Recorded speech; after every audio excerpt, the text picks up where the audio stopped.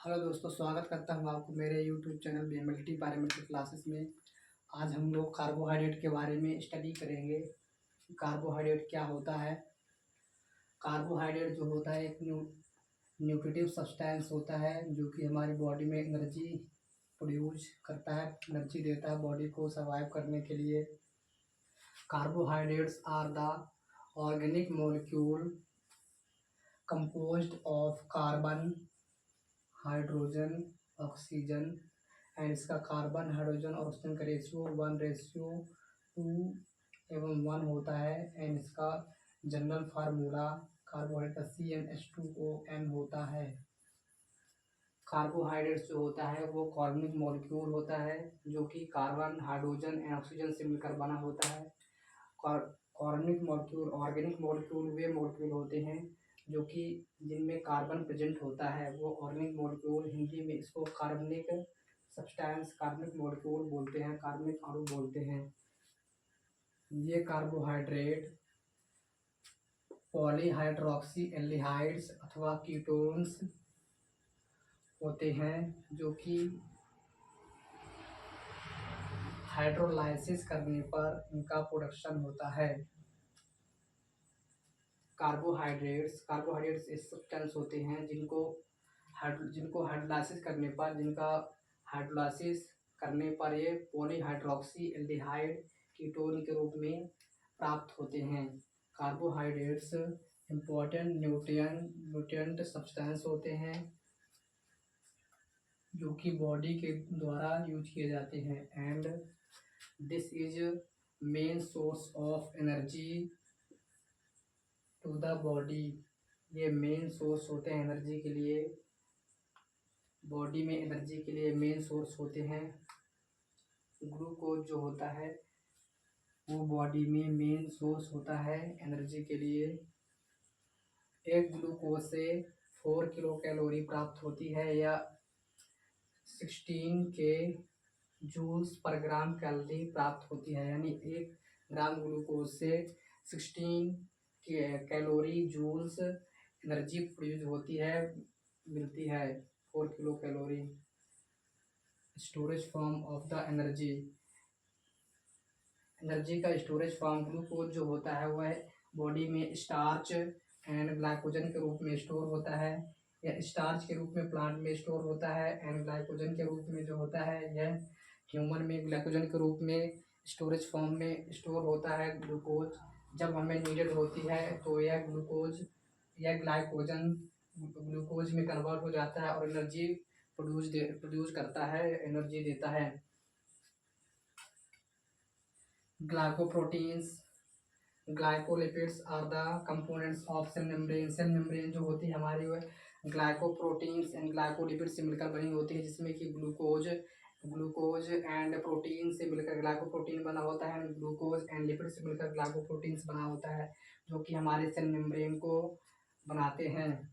And structural basis of the many organisms में structure का form करता है, जैसे कि प्लांट्स में सेलुलोज के रूप में पाया जाता है जो कि प्लांट्स की वॉल में प्रेजेंट होता है सेलुलोज, ग्लूकोज फॉर्म होता है। And exoskeleton of the insect में एक्सोस्केलेटन जो होता है बाहरी कंकाल वह ग्लूकोज से मिलकर बना होता है। Cell wall of the micro organisms की सेल्स वाले में जो कि बताया सेलुलोज होता है।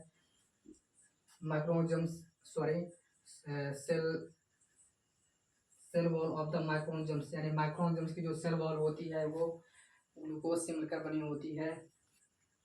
एंड ग्लूकोज जो होता है, ग्लूकोज सिंपलर फॉर्म होता है जो कि बॉडी में इजीली अब्जॉर्ब हो जाता है। इंस्टेंट एनर्जी के लिए हम ग्लूकोज ही लेते हैं जो कि डायरेक्टली एब्जॉर्ब हो जाता है, इसको डाइजेशन करने की जरूरत नहीं होती है, डायरेक्टली मेटाबॉलिज्म होता है एंड इसका डायरेक्टली ATP में कन्वर्जन होता है, जिससे हमें ATP मिलती है।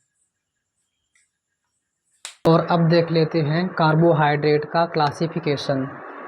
कार्बोहाइड्रेट्स को कितने टाइप्स में क्लासीफाई किया गया है। Carbohydrates are the classified according to the number of sugar molecule into the number of sugar molecule के नंबर के आधार पर इसे क्लासीफाई किया गया है इनटू 3 टाइप्स में।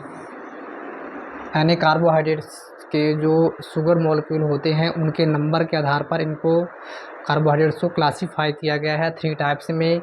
सबसे पहला होता है मोनोसेक्राइड्स, एंड सेकंड होता है ओलिगोसेक्राइड्स, एंड थर्ड होता है पॉलीसेक्राइड्स। मोनोसेक्राइड्स में मोनो का मतलब होता है 1, एंड सेक्राइड्स का मतलब होता है शुगर, यानी शुगर की 1 यूनिट ओनली एक्चुअल और पोटेंशियल शुगर ग्रुप की 1 यूनिट जिसमें इंक्लूड होती है वह मोनोसेक्राइड्स कहलाता है। They can't be further hydrolysed into smaller units, जो कि इनको हाइड्रोलाइज करने पर हाइड्रोलाइसिस के प्रोसेस करने के बाद यह स्मॉलर यूनिट्स में टूट नहीं सकते हैं, ब्रोकन डाउन नहीं हो सकते हैं, वो शुगर मॉलिक्यूल मोनोसेक्राइड्स कहलाते हैं। एंड एग्जांपल के लिए ग्लूकोज को फर्दर स्मॉलर यूनिट्स में नहीं तोड़ा जा सकता है। एंड फ्रुक्टोज एंड ग्लैक्टोज जो होता है वह ब्रेन शुगर होता है, क्योंकि यह ब्रेन में ग्लाइकोप्रोटीन जो प्रोटीन पाया जाता है नर्व में उसमें यह इंक्लूड होता है, ग्लैक्टोज इंक्लूड होता है, इसलिए इसको ब्रेन शुगर कहते हैं। फ्रुक्टोज जो होता है फ्रूट्स में प्रेजेंट होता है, इसलिए इसको फ्रुक्टोज शुगर बोलते हैं। ग्लूकोज जो होता है जी से ग्लूकोज, जी से ग्रेप शुगर, या ग्रेप शुगर होता है।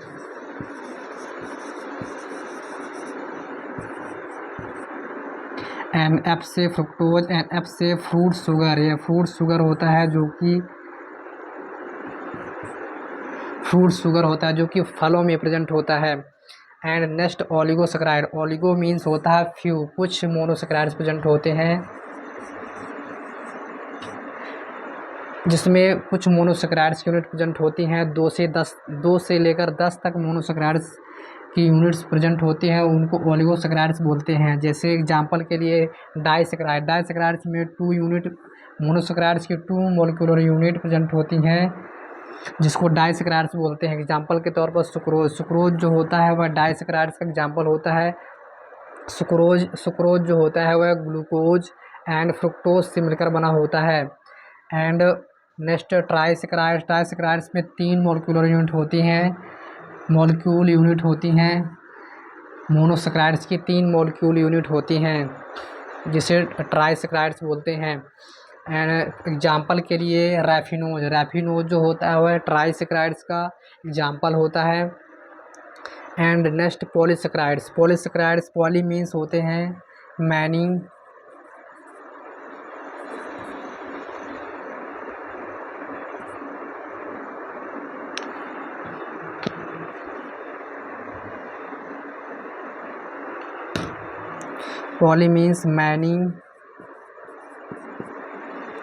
सेक्राइड्स मीन्स शुगर, जिसमें मैनी नंबर ऑफ 10 से ज़्यादा, जिसमें मोनोसेक्राइड्स की मोलिक्यूल यूनिट प्रेजेंट होती हैं। मोनोसेक्राइड की 10 से ज़्यादा मोलिक्यूलर यूनिट प्रेजेंट होती हैं, उसको बोलते हैं पॉलीसेक्राइड्स को 2 टाइप्स में डिवाइड किया गया है, होमोपॉलीसेक्राइड्स एंड हेटेरोपॉलीसेक्राइड्स में जिसमें single type of monosaccharides, same type के मोनोसेक्राइड्स की यूनिट्स जिसमें इंक्लूड होती हैं उसको होमोपॉलीसेक्राइड्स कहते हैं। एंड जिसमें अनदर डिफरेंट टाइप्स की मोनोसेक्राइड्स यूनिट्स प्रेजेंट होती हैं उसको हेटेरोपॉलीसेक्राइड्स बोलते हैं। एग्जांपल के लिए होमोपॉलीसेक्राइड्स में एग्जांपल के लिए स्टार्च जो होता है वो सेम टाइप की मोनोसेक्राइड यूनिट से मिलकर बना होता है, इसलिए इसको होमोपॉलीसेक्राइड्स बोलते हैं। एंड जो हिपैरिन एक प्रकार का नेचुरल एंटीकोगुलेंट होता है, जो कि जिसमें ग्लूकोज प्रेजेंट होता है, पॉलीसेक्राइड्स प्रेजेंट होता है, जो कि हेटेरोपॉलीसेक्राइड्स की कैटेगरी में आता है हिपैरिन। आज के लिए बस इतना ही। Thank you so much.